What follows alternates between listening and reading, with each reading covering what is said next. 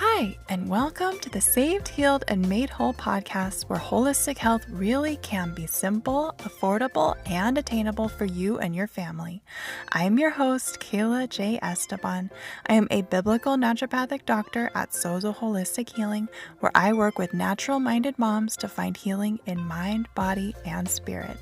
So go grab your favorite cup of herbal tea, take a deep, relaxing breath, and we'll get started.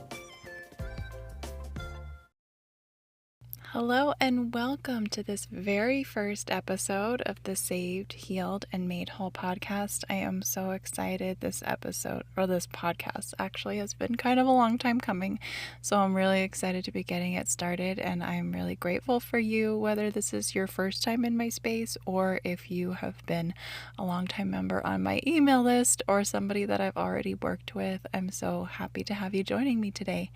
And since this is the very first episode, I just wanted to start off giving kind of like an intro episode into a little bit of my history, especially if this is your first time in my space. But if you've never really fully heard my story of how I've gotten started, and kind of my health history and things like that, and how that's really played a big impact into why I do what I do and why I feel passionate about the work that I do and the kinds of people that I work with. So, as a child, I was always just a little bit unhealthy, but not really enough that anybody was super concerned about it, myself included. I was always just kind of a little bit more tired than the other kids, or like a little bit more sick than the other, like just getting coughs and colds and things like that, or like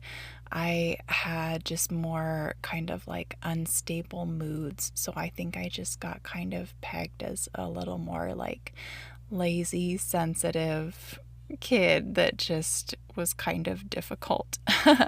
And I just kind of felt like there was something wrong with me. Like I couldn't just suck it up, but I couldn't just be as active as the other people around me, or like I felt like I just wasn't able to kind of like power through like what I just kind of, I guess, assumed other people were doing. And like the older I got, as I got into my teens and 20s, like early 20s, I just got more tired, more emotional. I had really painful periods. Like I couldn't make it through without like popping my doll every couple hours. And by the time I got to my early 20s, I feel like my body just kind of fell apart one day. And it kind of was one day at the moment, but it was really building up over years and years, of just unhealthy food choices, unhealthy lifestyle choices, a bunch of different pharmaceuticals that doctors had suggested to me, to try to kind of put a band-aid over the symptoms that I was feeling.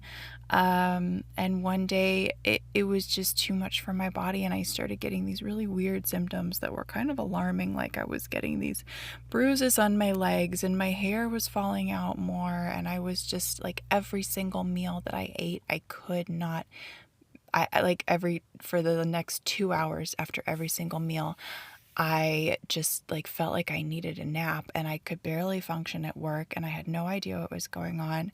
And the doctors that I went to go see, well, I mean, a lot of us have had similar experiences from Western medicine of kind of like a shrug emoji and like, I think you just have a UTI, or like something like that. And it was really disappointing and frustrating. And the prescriptions that I was offered did not really help that much. And they came with their own side effects and things like that.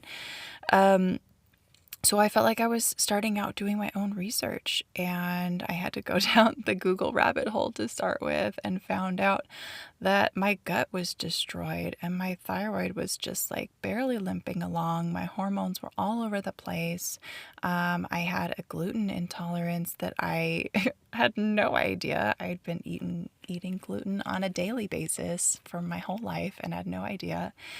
I say that I started out doing my own research, and that was in the very beginning, but one of the reasons why I am so passionate and really want to advocate for not trying to do this work on your own is because I didn't either. Like, I started working with a couple different health practitioners that were especially geared towards like women's health and hormone balance, and could help me with my hormones and things like thyroid health and gut health. There was some things that were, of course, I was doing my own research, and I think everybody should. You should be really informed in your care, but I was not trying to just do it all on my own. And I think that's really, really important, that we should not be doing this health journey on our own, regardless of finances and things like that. It is really worth the investment because you pay for so much in the trial and error and the other things that it's really not saving any money. But anyway, that's a little bit of a sidetrack. I'll circle back to that more later. But because of the work that I was doing on myself, and because of everything that I was learning about myself and about health, I became really passionate about it as a profession. And I got certified in a program that certified me as a holistic health practitioner. And I got a certification in clinical nutrition as a clinical herbalist and aromatherapist. That was the very beginning, and that was really helpful. It was a really good foundation. After that, I studied Dr. Bradley Nelson's emotion and body codes, which were also really helpful with just teaching me muscle testing. And his particular technique of muscle testing was really foundational in how I do what I do. He taught me about things like trapped emotions and residual frequencies from past sicknesses, and like those kinds of energetic. I hate to use the word energetic, especially for any like listeners that are Christian. I feel like some people get very turned off by that term because it gets kind of like related to things like Reiki and chakras and things that we're told to stay away from in the church. So when I say the word energetic, what I really mean is the fact that our body has an energy system. Like, our body is electrical. Our body has like chemical and electrical energetic reactions within our body. So when I say energetic, like, that's really what I mean. And this is not like some woo-woo kind of thing. It's really backed up by science. Kirlian photography has shown like the energetic signatures in our body. So that's what I mean by energetic. But learning those kinds of things and really learning that health could be personalized, and I didn't just have to guess at making herbal suggestions to people. I could muscle test specifically what their body needed out of the like 10 herbs that I might know that would help with this particular health issue. Like, there's one that is the best for each individual, or like a specific dosage or something like that. I could easily test for food sensitivities instead of having somebody do like a 2-week grueling elimination diet that's really frustrating and challenging. Things like that. And learning really that the body is really connected in mind, body, and spirit. How those like past memories and trapped emotions and spiritual influences of things really do affect our physical health. And after that, I found out there was a title in a program that I love from the Life Training Institute called A Biblical Naturopathic Doctor. And I just really resonated with that title, partly because I had already had a bachelor's degree in ministry that I kind of felt like I wasn't doing anything with at the time. I mean, all work is ministry in its own way, but I had studied like theology and ministry and preaching and teaching the Bible and like spiritual disciplines and things like that, that I really actually saw contributing to health. I got really inspired by a woman named Hildegard von Bingen, and she is a recognized doctor of the church. She was a nun in the Middle Ages, and she is one of the earlier Christian mystics. I always think of her as kind of like the original biblical naturopathic doctor because she got these, in her Christian mysticism, she got these prophetic, divine, just interactions with God where God told her things about health that were so far beyond her time in the Middle Ages that nobody had any idea about, like atoms and electrons and quantum physics and things like that, that she just knew because God gave her this enlightenment, and she was able to combine what God told her prophetically with things like nutrition and herbs and prayer and spiritual disciplines and things like that to really have this like holistic healing that was just mind-blowing to me at the time and so inspirational. And I could probably go on and on about her, but I'll stop right there because I should probably just make it its own episode to kind of introduce Hildegard von Bingen. I do consider her the patron saint of my business. So I have learned so much from her, and I'm very grateful for the things that God taught her that she was able to pass on to people like me and to everybody else that's listening. Around this time, a little bit before this, I also became a mom to my first child, and that was a whole other thing. Like mom's health, of course, there's things like fertility and pregnancy and postpartum recovery, like the really kind of foundational things of becoming a mom. And I had PCOS as well. So I had fertility things that I needed to work on before getting married and having kids. And besides that, even on top of all of that, I just saw my own life of, trying to eat healthy and exercise and take care of myself and manage my stress and my nervous system. All of these things are just on like a whole different thing when you've got small children to take care of. And it's really easy to let your health fall by the wayside, but it's so foundational when you are the one that is like birthing your child and you're the one that is like breastfeeding your child if you are breastfeeding. Even if your children are adopted or something like that, you're in a blended family and you didn't physically birth your children, your health is still very much responsible for, or at least it plays a really big part in their care. If you're not able to take care of them, then who's going to take care of them, right? So staying healthy and having our own energy and our own balance is so important. And I saw just the challenge that it is. It's one thing to know that you need to be healthy, and a whole nother thing to actually be able to put it in practice in your day.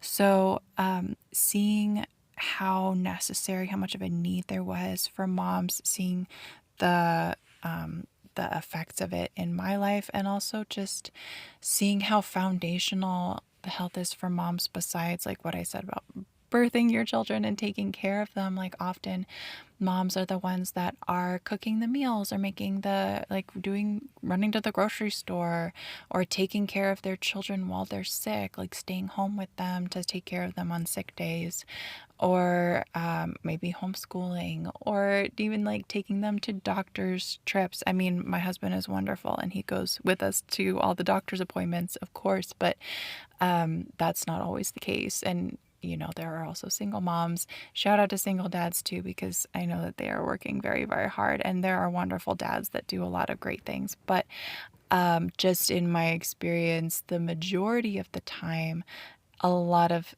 this effort falls on moms. And so my services to moms, somebody else's services to dads.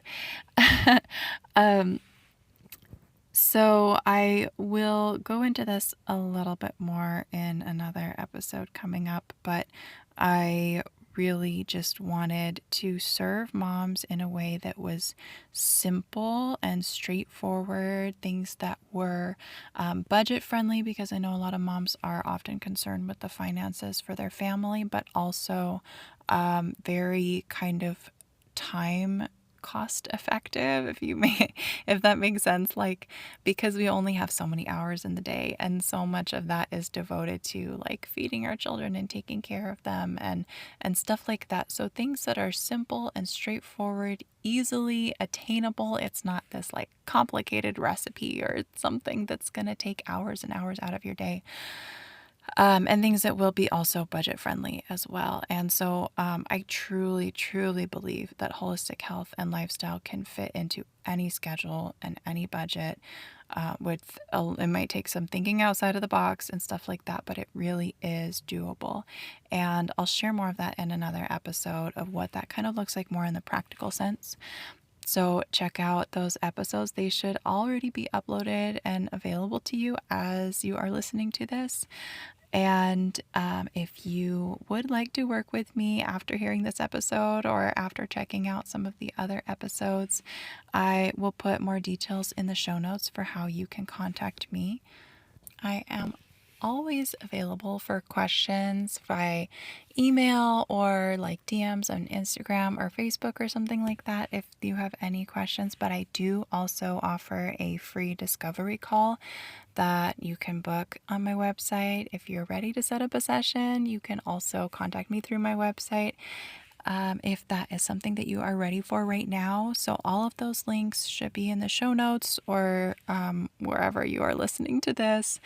And I'll put some links to my website if you are not already listening to this from my website, as well as social media and things like that.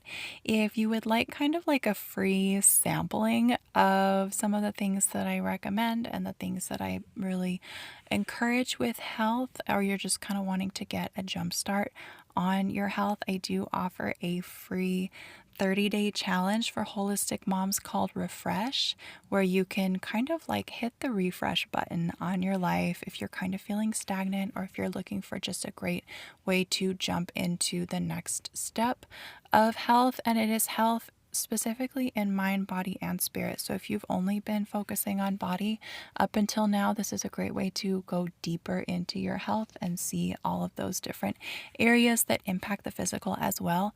So thank you very much for joining me. Thank you for sitting through listening to this episode. I really am grateful, and have a blessed day, and I will see you next time.